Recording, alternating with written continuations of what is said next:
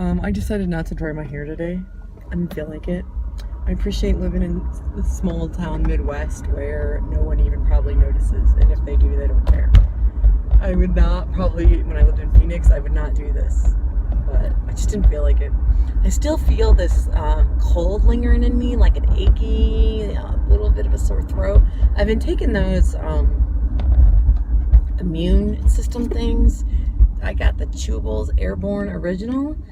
So I've taken them 2 days in a row. You eat 3 of them.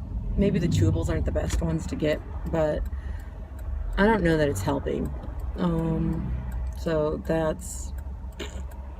is what it is. This is why I keep yawning, because I think my body's fighting a cold.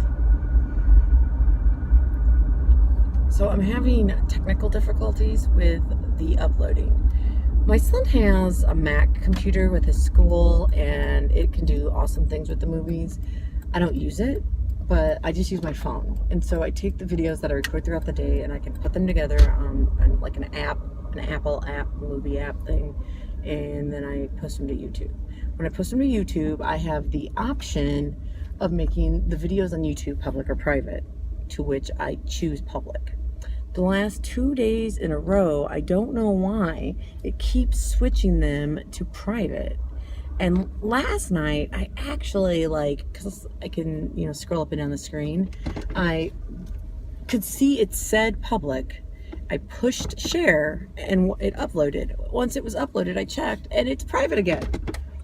So, I don't know if I'm doing something wrong, which is highly likely, or if there's something that's not right. I don't know, setting subscribers. If you know more about this than me, let me know. Life just became good.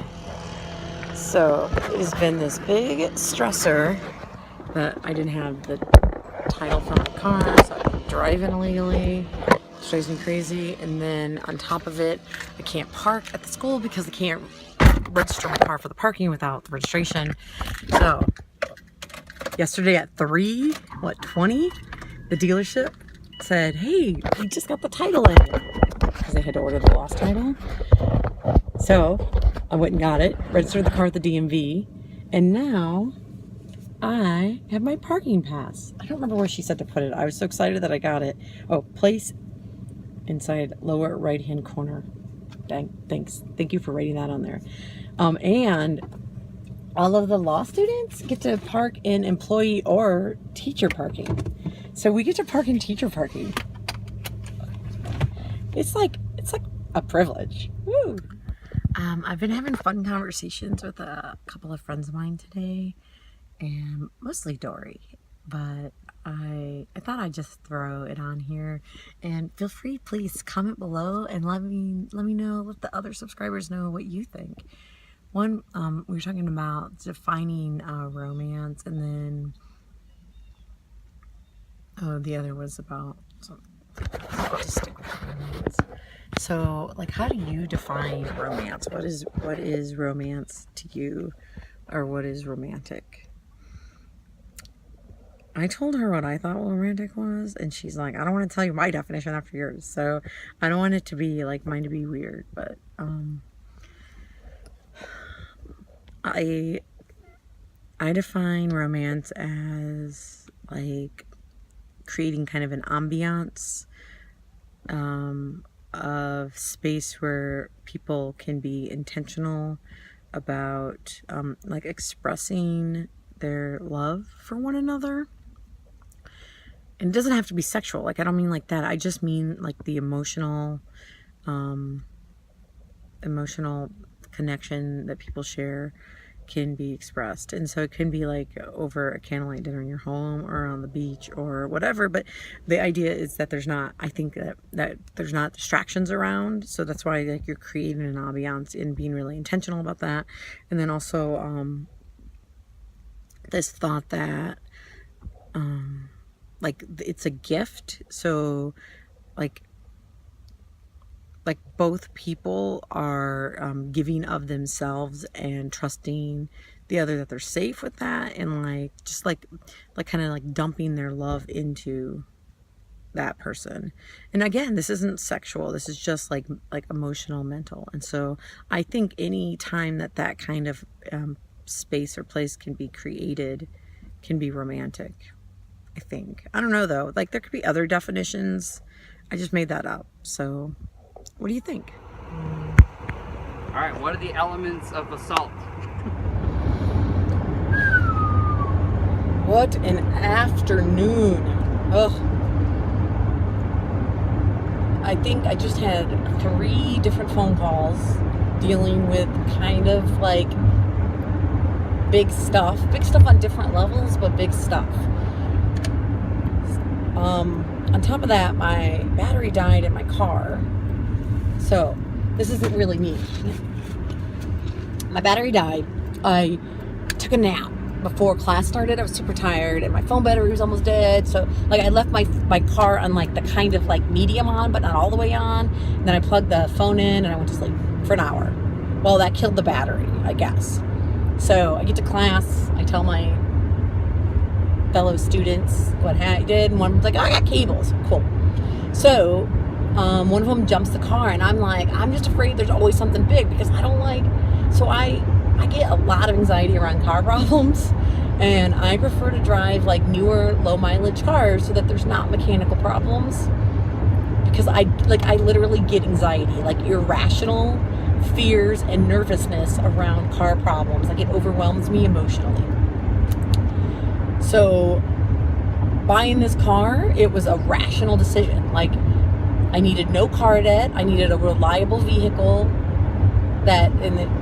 reliable vehicle to get me back and forth to college, and that was inexpensive while I'm taking this like huge amount of college debt out potentially based on scholarships and not working and raising 2 kids. So like it was a very rational decision to get the car. The fact that it's not new, it's old, it's like a 2004 with 130,000 miles. I'm just like constantly anxious that there's something wrong with it, and the check engine light's on. So the battery dies and I'm like, maybe it's that other thing. What is it, like the alternator or whatever goes out and you think it's your battery, but really like you need to replace your alternator. Okay, you see this, I'm all wound up because it makes me so nervous. We jumped the car and we like all hung out. Like the person that was a colleague named Greg jumped the car. Keith is the student's name. So he and Bridget and I all hung out and talked about classes and study plans and things like that while my car's getting jumped. And the first few times, like it didn't take, like nothing was happening, like he was dead. Then it started, and so Keith took off the cables and we turned it off, turned it back on, and started again. So hopefully the car's actually okay, and I just screwed it up by leaving it partially on and charging my phone. Hopefully. I don't want car problems. What was awesome though is when it started, I felt so much joy. I was like, oh my gosh, I want to hug you. I'm so happy. And Keith is like, I'm okay with hugs. So I hug Keith, and Bridget's like, I'm okay with hugs too. So I hug Bridget. So what is awesome is it's like our first kind of bonding experience. I don't like to create problems or like need help. It embarrasses me. Like I like to try to take care of things. But I understand, like, I don't mind helping other people. Like, it makes me feel good to be able to help others. And so to receive help, like, is a vulnerability that I should, like, it's a gift that I should be okay with offering. Although there's a fine line where I don't, like, shouldn't make people always be, like, taking care of my stuff. But every once in a while, needing help and getting help is okay, too. It's a fine line. So my moment of needing help today turned into, like, one of our first kind of major bonding experiences with my fellow classmates. So that makes me really happy that I'm making new friends. Yay! So that's great. And this afternoon is like over the top busy. I think it's probably 6 o'clock. I need to pick Serenity is with her grandma right now, which is awesome. I love when she gets to have time with her grandma because the two of them are beautiful together. When her grandma's doing well, her grandma's like funny and tells great stories, and she's loving, and yeah, I really like her when she's doing well. She's got physical and mental problems, and so it's not stable. Like you can't rely on her doing well, but when she's doing well, it's good. So she's with her grandma right now, which is wonderful, And so I need to pick her up, and I need to drive to Goshen and pick David up. And I still have dinner to eat and homework to do, and it's too much.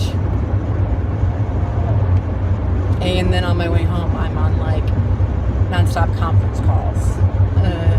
So that is a lot of rambling. That is all the stuff in my head that I got going on. It's busy stuff. No, not at all. Oh, yeah, put that date in the calendar. For the video game? Yeah. So that's cute. Your math. Are you gonna get decaffeinated coffee though? I don't know, I was gonna get chocolate. Oh, that's a good idea. Okay. Definitely not. Oh, no. That's pretty. That sounds like a lot of fun to get to sit in class and drink coffee. I do that. It's like you're a big college kid, like Oh, me. definitely. I asked one of the girls at school today what she thought of my backpack, and she said she thinks it's pretty. Yeah. You know, a little bit at a time. I said my kids don't like it. She said it's probably just they're too young. Opinions and So I'm pretty sure my backpack is awesome. Yeah. as you meet people. Why don't you just admit it? Circumstances, universal things that we, all Maybe. discuss and we think about every day. Why do you have to take this way? What's wrong with this way? There's nothing to look at. Yeah, there's all the beautiful earth that's surrounded everywhere. Oh, There's beautiful woods, cows, homes. you were on a good street. Pardon me? You were on a good street. 17? I don't know, whatever that road is. You did it 2 days in a row. Oh, I took Main Street home for you? You should have got a delay today. I should. Oh, because of the fog? Yeah. Yeah, it was a little foggy on the way to school too. Why do you have to leave earlier on Mondays than you do every other day? I have class at 9 a.m. on Monday, which means I need to leave Elkhart by 7:30 a.m. And you have late start I Mondays. think this year will be 35 So- years. 35 years. Doesn't, Now, does that feel strange coming?